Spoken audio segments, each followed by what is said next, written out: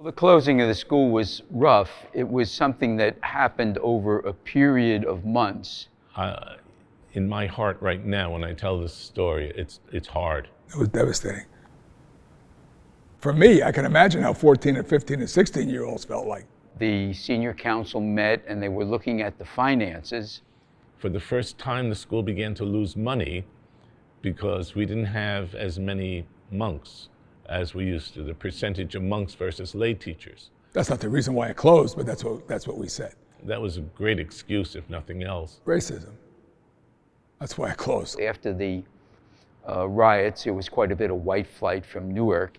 I think mostly we were scared. The fact was that people were afraid of kids of color. You know, how do you handle these kids? Their background is so different from ours. There were guys that used to get thrown out of public schools and their parents would bring them here in the 50s.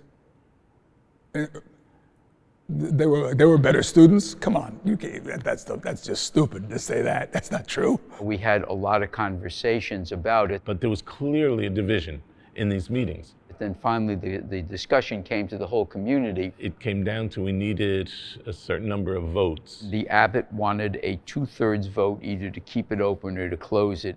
He never got the 2/3 vote necessary to close the school. Abbot Ambrose knew that we couldn't run the school if all these monks started coming into the abbey and saying, I can't in conscience do this. People could control the situation by saying, I don't want to teach in this school, right? The abbot decided on his own authority that he would close the school, which he was entitled to do. We got the faculty together first and told them that the school was going to suspend operations indefinitely, which was the euphemism for closing, and then went into the auditorium.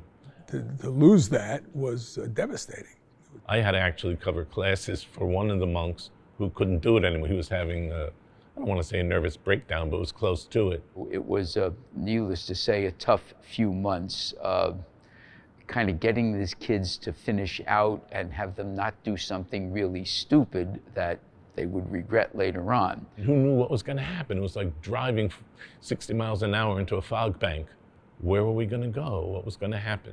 Even for the guys who voted to close it, I think there was a feeling of immense sorrow. And the easy thing is to say that, see, they were the racist and we're not. No. And I think what distinguished us is that we were fools.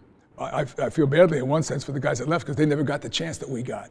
And there I was looking out the window as the van pulled away. And that, that was the end of St. Benedict's prep, as far as we knew it.